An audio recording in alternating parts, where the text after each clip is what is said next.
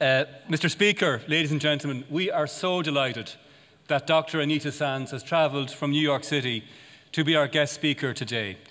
Anita serves on the boards of Symantec and ServiceNow. She has previously held global leadership roles with the Royal Bank of Canada, with UBS and Citigroup, and in each of those roles she led a transformative programme of reform and innovation. Anita holds a doctorate in atomic and nuclear physics, and she is a Fulbright scholar. She has twice been named to the Irish-American Top Under 40 and Women of Influence lists, and 3 times to the Wall Street 50. We are really honoured to have a global technology and business leader with us today who's also very proud of our County Louth roots. Ladies and gentlemen, please welcome Anita Sands.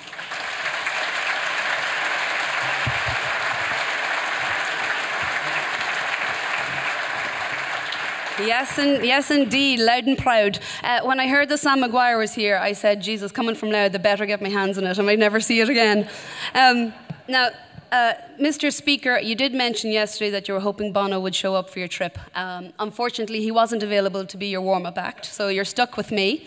But for what it's worth, my mammy who's here thinks you got an upgrade, so we'll roll with that. Gotta love Irish mammies. So, Mr. Speaker, distinguished members of Congress, Ambassadors O'Malley and Chilcott, President Eamon Sinnott, ladies and gentlemen. Firstly, I would really like to thank Mark for the privilege of joining you here this afternoon and to have the opportunity to meet so many of Ireland's business and civic leaders. It's particularly fitting to be here celebrating Independence Day, as the others have said, a date which commemorates 56 brave and visionary American leaders who were determined, despite much difficulty and sacrifice, to reshape the course of their country's history, and in doing so, to ensure for their fellow citizens the inalienable right to life, liberty, and the pursuit of happiness. Here today, however, is a similarly courageous group whose exemplary vision and leadership has done much to reshape the course of our country's recent history. You are the leaders who, amidst the backdrop of austerity and recession, have worked tirelessly to restore Ireland's international reputation, to inject momentum back into our economy, and to give opportunity and optimism to our people.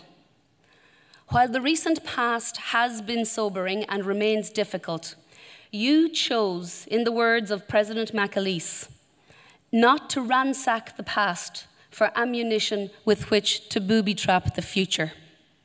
There were others who might well have preferred to wallow in our newfound misery and misfortune, but as a business community, you decided not to be paralysed by negativity and cynicism.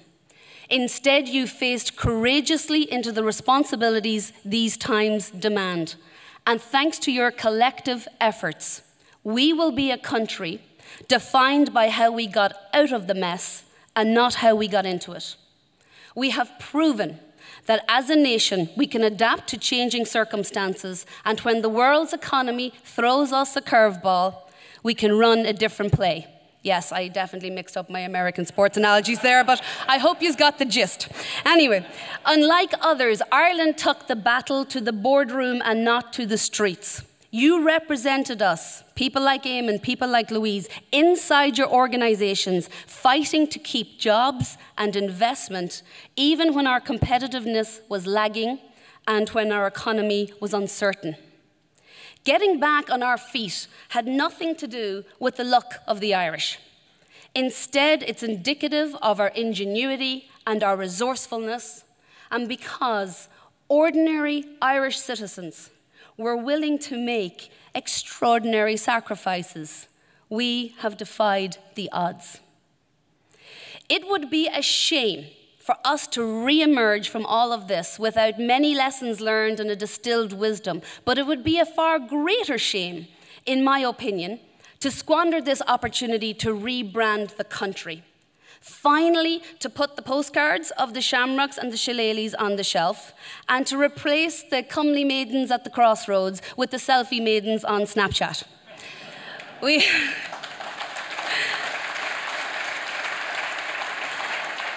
We have an opportunity, as W.B. Yeats said, you don't just strike while the iron's hot, you make it hot by striking. To evolve our brand, we have to focus on a couple of things. Firstly, to leverage the unique creativity and versatility of our talent, and secondly, to harness fully the resources of the Global Irish Network. Those things, coupled with our traditional brand attributes of being a pro-business environment, having a highly educated workforce, will help cement Ireland's ongoing competitiveness and relevance. From my vantage point sitting in US boardrooms, Ireland's brand is now one of adaptability, of agility, of resilience, of resourcefulness. A country that has both the talent and the courage to innovate when things go badly wrong. When President Kennedy visited here in 1963, he described us as an extraordinary country, with people who can dream of things that never were and ask why not. And even though he said that about us over 50 years ago, never before has that ability been in greater demand in the world than today. It is, after all, the fuel for engines of growth like Silicon Valley, like the Silicon Docks. Now, I know that no one here has to be convinced that we are living in one of the most transformative and disruptive times the world has ever seen, where every industry is being revolutionized by technology and at an unprecedented pace. Every company is grappling with the fact that it's not just their customers' expectations that have changed, it's fundamental human expectations. Like, kids nowadays definitely know what a selfie is, but they wouldn't know a manual if it hit them in the head. Like, for God's sake, something that's needed to explain how something works? Like, what 10-year-old has time for that? Right. Disruptive players like Apple and Amazon and Uber, they're not just selling new products or services, they're offering new experiences. And the only way to respond and to compete with that is with design and creativity embedded in everything we do. Luckily for us, few nations can lay claim to creativity with the credibility of the Irish. It is part of our cultural identity. It runs in our veins. But it now equally has to be part of our brand and seen as a core and differentiating skill, not just an IDA slogan, a skill as important as computation or coding. Now, what that means for all of us as managers is that we have to take a huge break from how we have traditionally hired and sought out talent. Central to this will be to look for talent in non-obvious places and with non-orthodox backgrounds. And then we have to place a bet on these people. It's a risk, it's an investment, but if anything, I'm kind of the walking proof that it's possible. As somebody who went from physics to public policy, from banking to technology, and God knows where from there, I never fitted neatly into a sort of a box on an org chart. But what I did do was I was able to think differently than anybody else around the table. And that prompted a few courageous managers to place a bet on me. And I say courageous because it's not easy to manage creative people like myself. Just ask Mammy Sands. So when you start to look at talent from this perspective, you appreciate that crossing multiple disciplines, functions, industries, and indeed countries leaves you with a versatility that is mission critical in today's world and going to be more essential in tomorrow's. After all, to fix problems that are ever changing and rapidly, you're far better off with a Swiss Army knife than you are a hammer. The American author Alvin Toffler put it well. He said, "The illiterate of the 21st century will not be those who can't read or write. It will be those who can't learn, unlearn, and relearn." We already have a head start on that because we know we're a people who can turn our hand to anything, and we have a can-do attitude. But to translate that into a competitive advantage, we have to purposefully and proactively develop this skill in our people by both hiring differently and by managing people's careers in a really non-linear and non-traditional fashion. The final thought that I'll leave with you is that dealing with disruption is a team sport.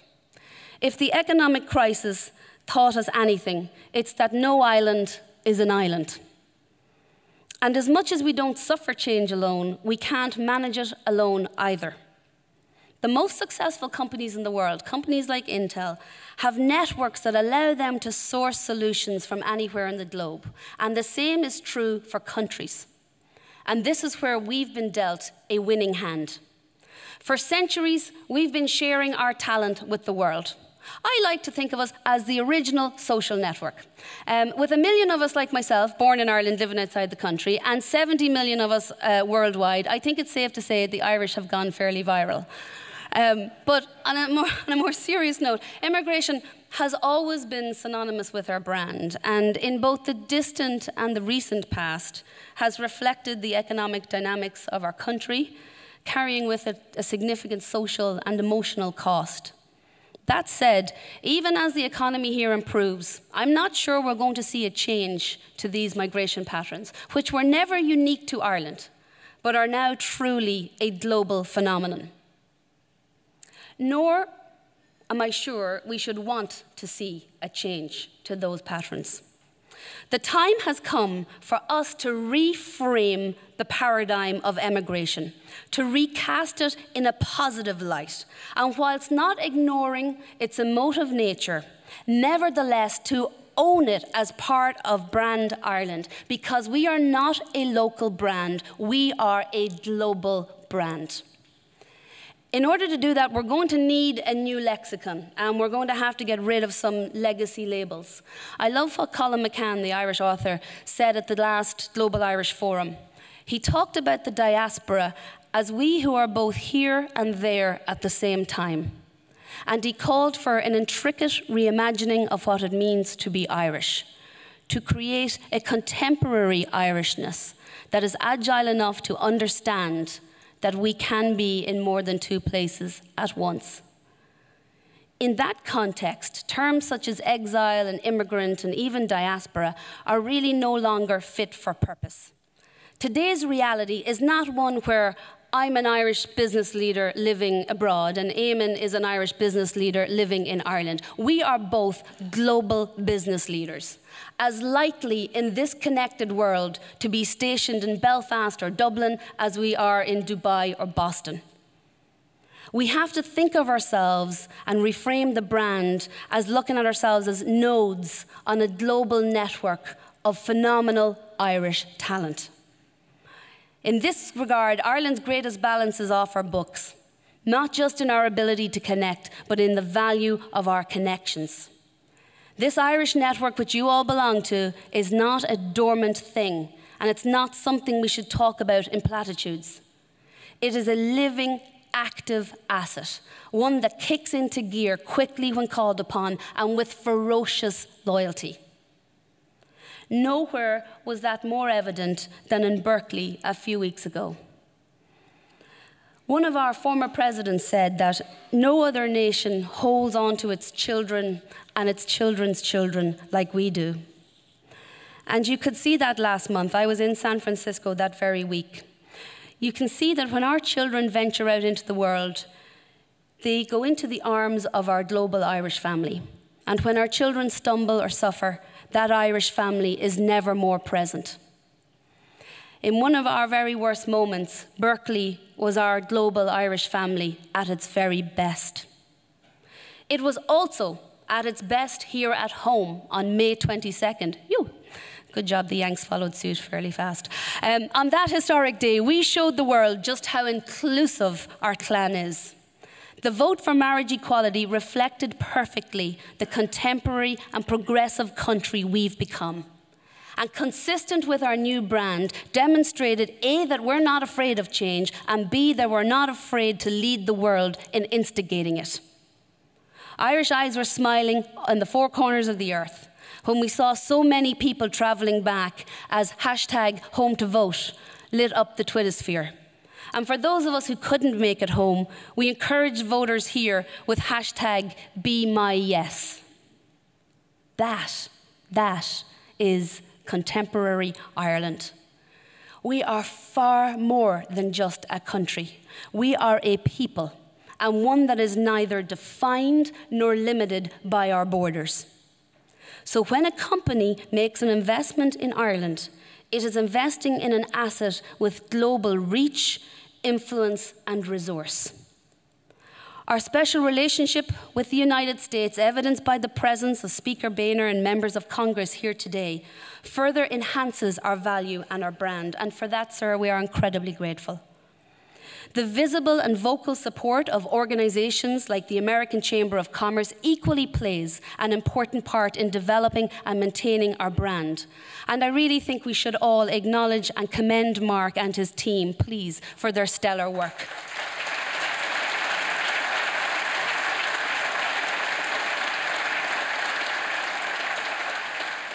So, to conclude, as much as we've always been a country of tradition, we have proven that we can change our tactics when we need to adapt, and we can change our attitudes when we need to overcome.